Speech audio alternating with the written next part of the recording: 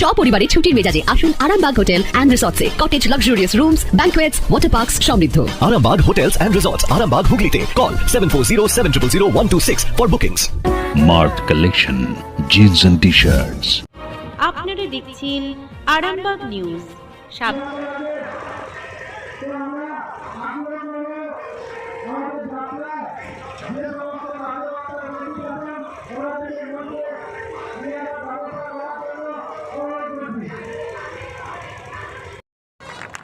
वंदे मातरम, वंदे मातरम, भारत माता की, भारत माता की, आरामबाग बीजेपी जिंदाबाद, भारत माता की। সাংগঠনিক জেলার পক্ষ থেকে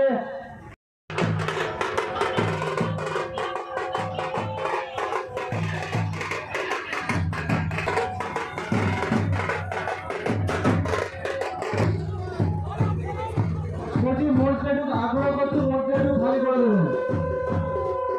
তো মঞ্চের সাইডে যারা আছেন আপনাদেরকে অনুরোধ করছি আপনারা মঞ্চের সামনে যান। मंच पर बैठे बीजेपी के तमाम नेतागण और यहाँ उपस्थित मित्रों, बहनों और भाइयों, मित्रों, मुझे बड़ी खुशी है कि परिवर्तन यात्रा में और जिस तरह का व्यापक जन समर्थन देखा मिले कि लोग घर से निकल परिवर्तन यात्रा का स्वागत कर रहे हैं। एक जगह पे एक आदमी बाल कटवा परिवर्तन यात्रा আরামবাগ সাংগঠনিক জেলার যে যাত্রা আমাদের শুরু হয়েছে পরশুরা বিধানসভা থেকে, সেই যাত্রায় বিশেষভাবে উপস্থিত আছেন বিহারের প্রাক্তন উপমুখ্যমন্ত্রী, রাজ্যসভার সাংসদ মাননীয় সুশীল মোদীজি। ওনাকে আমাদের জেলায় স্বাগত জানাচ্ছি। রাজ্য যুব মোর্চার ট্রেজারার কৌশিক দাস সহ জেলার এবং রাজ্যের বিভিন্ন বলাধিকারী মন্ডলের বিভিন্ন নেতৃত্ব যারা উপস্থিত হয়েছে এই ঐতিহাসিক পরিবর্তন যাত্রা।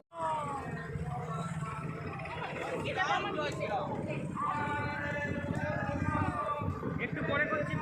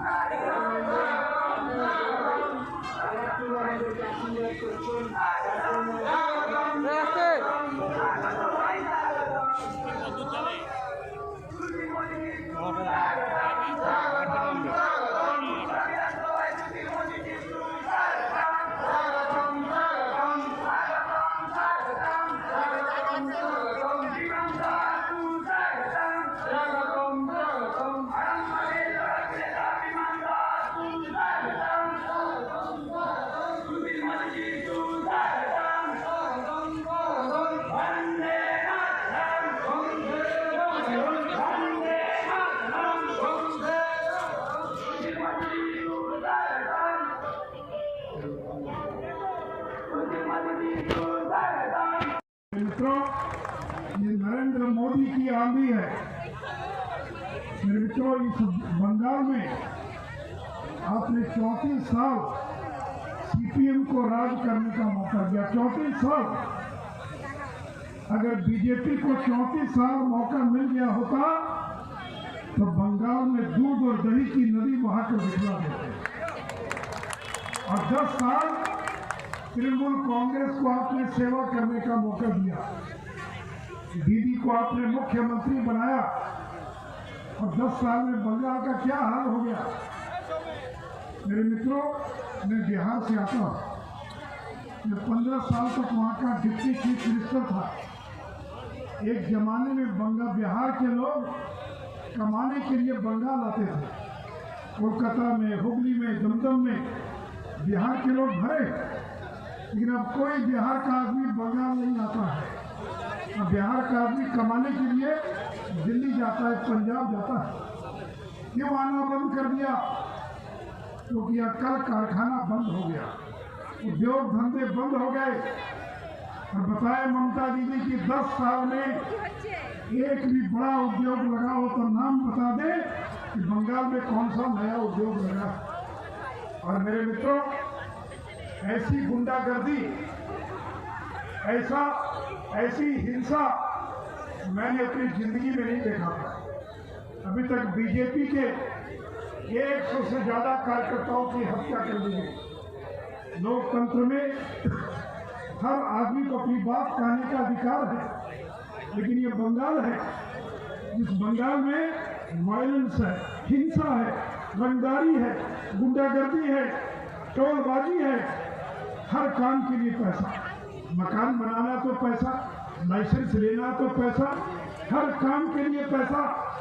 अगर मकान किराए पर देना है तो भी पैसा देना पड़ेगा। मेरे मित्रों, इन लोगों ने बंगाल को बर्बाद कर दिया। ये वो बंगाल है जो स्वामी रामकृष्ण परमहंस पैदा हुए, स्वामी विवेकानंद पैदा हुए, रविंद्रनाथ ठाकुर पैदा हुए, बंकिम चंद्र पैदा हुए, ईश्वर चंद्र विद्यासागर पैदा हुए, सुभाष चंद्र बोस पैदा हुए, डॉक्टर श्यामा प्रसाद मुखर्जी पैदा हुए। जिस बंगाल ने इतने बड़े बड़े लोगों को पैदा किया, क्या बात है कि पिछले 25 साल में एक भी महापुरुष बंगाल पैदा नहीं कर पाया। बंगाल के बारे में कहते थे, what Bengal thinks today, India thinks tomorrow. आज जो बंगाल सोचता है वो कल भारतवर्ष सोचता है। और आज बंगाल की क्या हालत है। और ममता बनर्जी को जय श्री राम से चिढ़ है, जैसे अंग्रेज को वंदे मातरम से चिढ़ थी। जब हमारा देश गुलाम था तो बंकिम चंद्र ने नारा दिया, वंदे मातरम।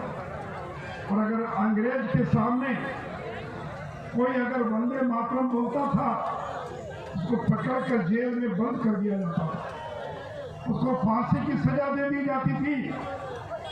और वही अंग्रेज जो काम करता था वही काम ममता बनर्जी कर रही थी। ये जय श्री राम, ये कोई जय श्री राम का नारा कोई गलत है?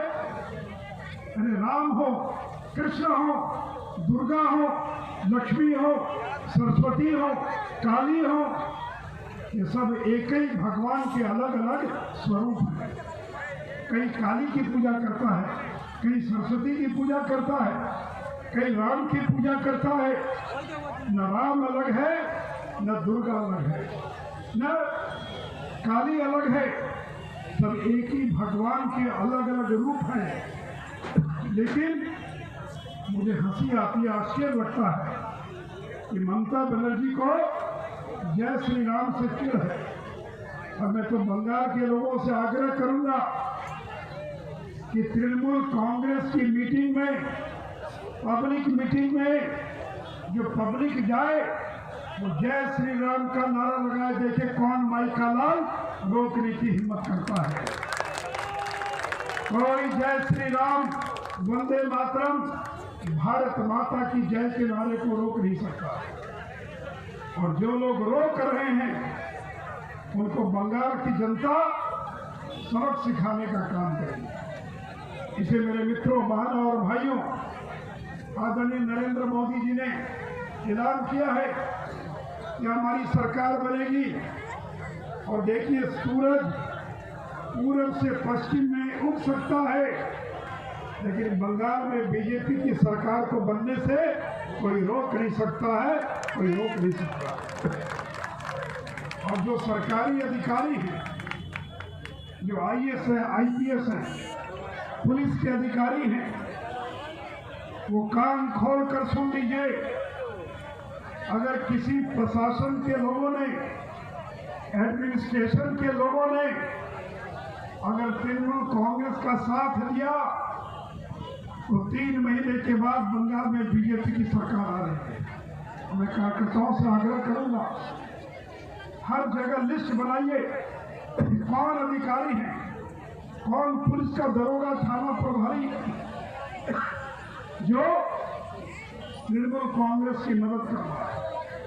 प्रशासन का काम किसी की मदद करना नहीं है, निष्पक्ष रहकर चुनाव कराना है। और अगर कोई पदाधिकारी तृणमूल कांग्रेस की मदद करेगा तो 3 महीने के बाद याद रखो, बच नहीं पाओगे, तुम्हारी नौकरी भी चली जाएगी और वैसे लोगों को बर्खास्त कर दिया जाएगा। मेरे मित्रों, बीजेपी को मौका दीजिए, हम बंगाल को सोनार बांग्ला बनाकर दिखलाएंगे। हम बंगाल को विकसित बंगाल बनाकर दिखलाएंगे। केंद्र में नरेंद्र मोदी की सरकार और बिहार में और बंगाल में बीजेपी की सरकार, ये डबल इंजन की सरकार। अगर रेलगाड़ी में आगे भी इंजन और पीछे भी इंजन लग जाए तो गाड़ी तेजी से आगे चलने लग जाती है। तो अगर इस बंगाल की गाड़ी में अभी केवल एक इंजन लगा है नरेंद्र मोदी का और दूसरा इंजन लगा है ममता दीदी का, तो ममता दीदी के इंजन को हटाकर अगर बीजेपी का इंजन लगा देंगे तो आज जितनी तेजी से बंगाल का विकास हुआ है उसे कई गुना ज्यादा तेजी से बंगाल का विकास हुआ। इसे मेरे मित्रों, आइए आज के दिन हम संकल्प लें कि तृणमूल कांग्रेस को हटाना है और ममता बनर्जी को हटाना है। और एक गाना चलाया बीजेपी ने, पीसी जाओ जाओ जाओ पीसी जाओ। अब पीसी के जाने का समय आ गया है। अब बहुत दिनों तक ममता दीदी इसने पीसी जाओ जाओ जाओ, पीसी जाओ जाओ जाओ, दीदी ठेके मुक्ति चाहे। अब दीदी से बंगाल की जनता मुक्ति चाहती है, दीदी ठेके मुक्ति जाए। और ममता जी चुनौती देती है भारतीय जनता पार्टी, अगर हिम्मत है तो केवल नंदीग्राम से चुनाव लड़कर दिखलाइए। 50,000 वोटों से बीजेपी ममता बनर्जी को हरा देगी, क्योंकि उनको मालूम है कि केवल एक जगह से लड़ेंगे तो एमएलए में नहीं बन पाएंगे। इसलिए वो भवानीपुर से भी चुनाव लड़ेंगे, 2 जगह से चुनाव, 3 जगह से चुनाव। हमारी चुनौती है, एक जगह से चुनाव लड़िए और हिम्मत तो लड़िए और बीजेपी ममता बनर्जी को हरा कर दिखलाएगी।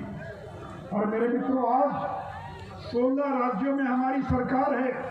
गुजरात में, मध्य प्रदेश में, उत्तराखंड में, गोवा में, यूपी में, हिमाचल में, हरियाणा में हमारी सरकार है। उत्तराखंड में, आसाम के अंदर, मणिपुर में, अरुणाचल में 16 राज्यों में हमारी सरकार है। और 3 महीने के बाद बंगाल में भी बीजेपी की सरकार बनेगी और 17वीं सरकार देश के अंदर बंगाल में बीजेपी की सरकार होगी। तो मेरे मित्रों, एक बेर होवे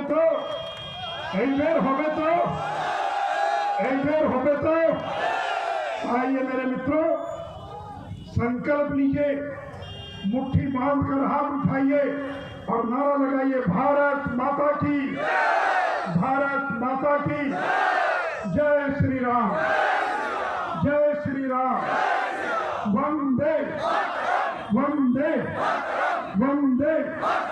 नरेंद्र मोदी जिंदाबाद, नरेंद्र मोदी जिंदाबाद, भारतीय जनता पार्टी जिंदाबाद, भारतीय जनता पार्टी जिंदाबाद। मित्रों, मैं 3 महीने के बाद जब यहाँ वोट की गिनती होगी तो मैं पटना में बैठकर इंतजार करूंगा और मुझे पूरा भरोसा है कि बंगाल की जनता नरेंद्र मोदी की पार्टी की सरकार बंगाल में बनाएगी बनाएगी बनाएगी। इन्हीं शब्दों के साथ अपनी बात समाप्त करता हूँ। जय हिंद, वंदे मातरम, जय श्री राम, धन्यवाद। নমস্কার, আমি শাহিদ ইমাম, আপনাদের এলাকার ছেলে। আগামী 12ই মার্চ আরামবাগ সুদানুলে আমার সিনেমা রিলিজ হচ্ছে। ছবির নাম হচ্ছে শিলতাহানির পরে। সবাই দেখতে আসুন কিন্তু। নমস্কার। কেন মন হারায় আজ তোরি নেশায়, কেন কিসের অপেক্ষা? অচেনা কেউ যেন হাত বাড়ালো, যা কিছু চাওয়া পাওয়া ফুরিয়ে গেল। যে কোনো সমস্যার সহজ ও গ্যারান্টি সহ সমাধান পেতে আসুন শ্রী অজয় শাস্ত্রীর কাছে।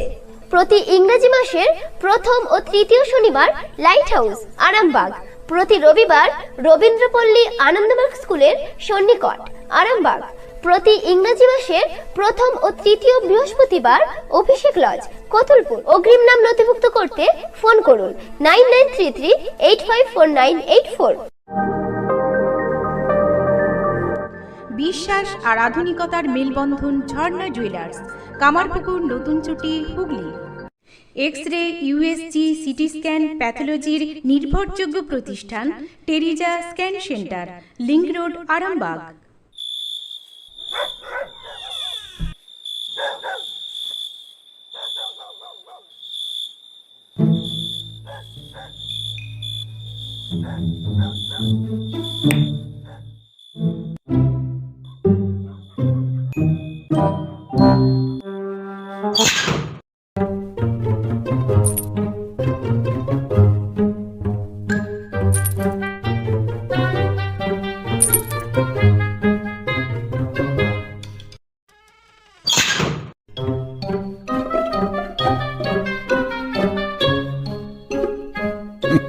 Sometimes fashion can change vision.